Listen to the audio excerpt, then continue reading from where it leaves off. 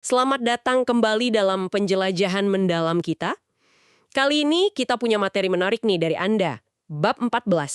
Ca, ca, ca. Changes strategi perubahan perilaku. Kayaknya ini bakal seru membahas cara mendorong perubahan. Misi kita sekarang adalah menggali inti dari prinsip perubahan perilaku ini.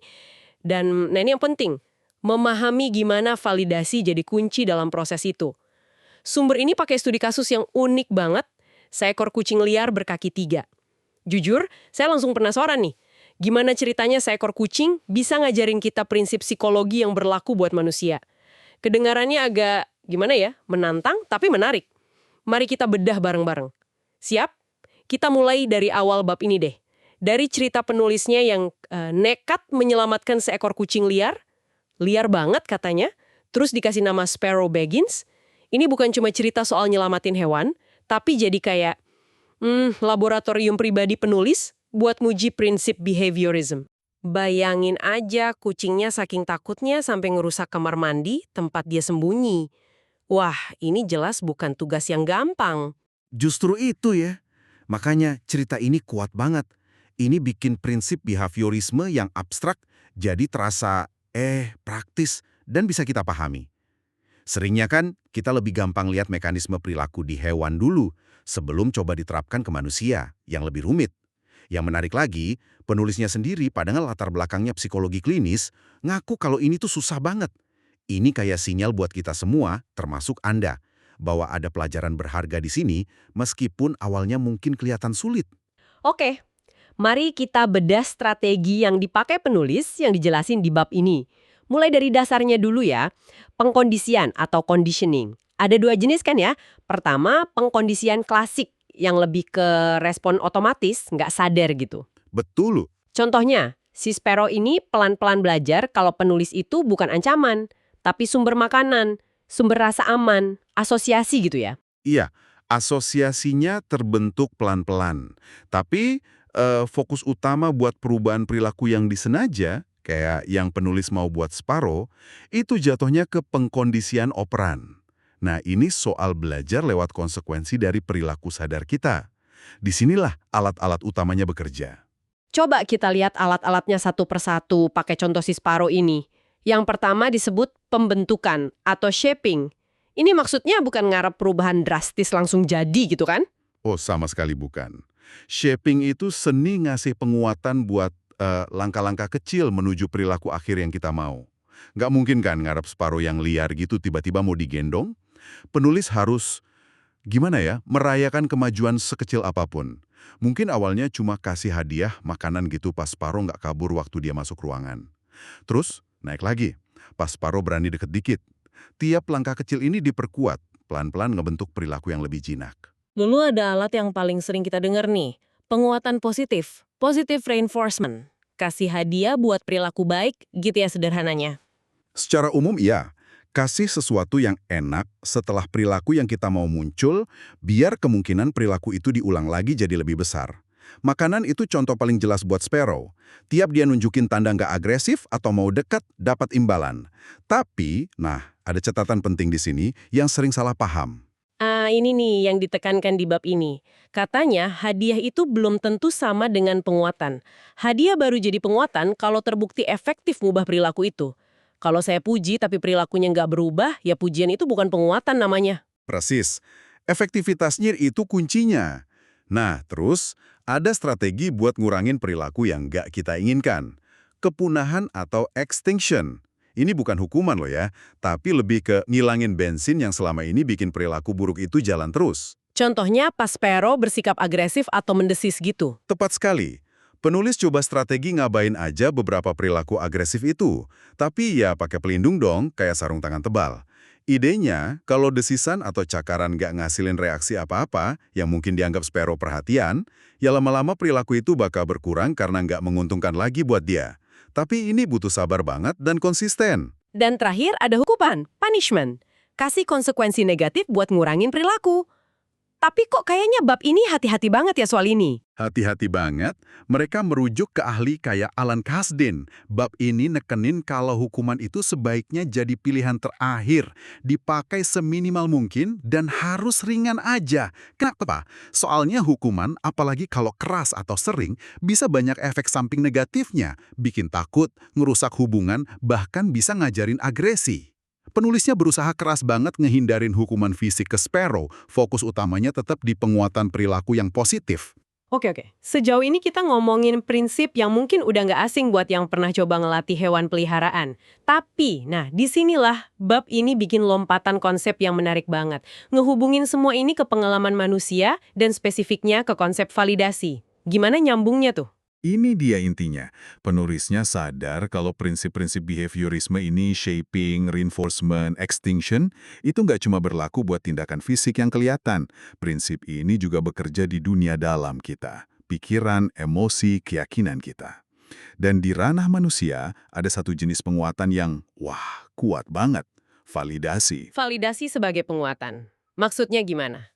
Saya kira validasi itu cuma bikin orang merasa didengerin aja. Lebih dari itu ternyata. Bab ini bilang kalau kebutuhan manusia buat merasa dilihat, dimengerti, diterima secara emosional, itu sama dasarnya kayak kebutuhan biologis, kayak makan gitu.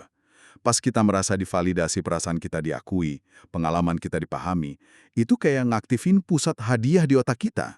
Rasa lega, rasa terhubung, itu hadiah internal yang kuat banget. Wah, jadi ini bukan sekadar nice to have ya. Validasi itu secara aktif memperkuat kemungkinan kita buat mempertahankan atau ngubah cara berpikir atau merasa. Ini ngubah cara pandang saya soal obrolan suportif. Tepat sekali. Validasi bisa jadi bahan bakar buat perubahan positif. Sebaliknya, bab ini juga kasih peringatan keras soal invalidasi. Nah, invalidasi ini fungsinya kayak bentuk hukuman emosional. Merasa diabaikan, diremehin, atau dianggap salah karena perasaan kita, itu nyakitin banget dan bisa merusak. Penulisnya nyamain dampaknya kayak kekurangan nutrisi buat kesehatan emosi. Pesannya jelas banget, jangan pernah sengaja pakai invalidasi sebagai alat buat ngontrol orang lain. Ini implikasinya gede banget ya. Jadi pas kita coba bantu orang berubah atau bahkan diri sendiri, ngakuin dan nerima perasaan yang ada sekarang, validasi, itu justru bisa jadi langkah pertama yang paling kuat buat dorong perubahan, bukan malah ngebaikan atau ngeritik perasaan itu. Benar, penerimaan lewat validasi seringkali paradoksnya malah ngebuka pintu buat perubahan. Kalau kita nggak lagi harus berjuang biar perasaan kita diakui, energi kita bisa dialihkan buat maju. Selain pengkondisian dan validasi, bab ini juga nyebutin dua strategi lain, mencontoh, modeling, sama pemecahan masalah, problem solving. Gimana kaitan keduanya? Mencontoh itu cara kita belajar dengan ngamatin orang lain. Ini kuat banget pengaruhnya. Kita nggak cuma niru perilaku fisik loh, tapi juga pola pikir, respons emosi. Misalnya kita bisa ketularan cemasnya orang, atau sebaliknya terinspirasi sama ketangguhan mereka. Validasi diri pun bisa dipelajari dengan lihat orang lain ngelakuinnya. Kayak contoh di bab ini soal Elmo ya, kucingnya penulis yang lain. Si Elmo santai aja lompat ke meja dapur, padahal Sparrow awalnya nggak berani. Tapi karena ngeliatin Elmo terus-terusan, akhirnya Sparrow belajar dan ikutan lompat. Itu contoh modeling yang jelas banget. Betul. Dan itu nunjukin kalau modeling bisa ngatasin hambatan yang mungkin susah dipecahin cuma pakai penguatan langsung. Nah, sementara itu, pemecahan masalah itu pendekatan yang lebih kognitif. Ini melibatkan identifikasi masalah, terus mikirin solusi bareng-bareng, brainstorming, nimbang plus minusnya, nyoba pendekatan baru, belajar skill yang dibutuhin. Ini bisa diterapin buat masalah emosional, gimana ya cara ngatasin cemas ini, atau masalah praktis, gimana cara atur waktu biar bisa olahraga.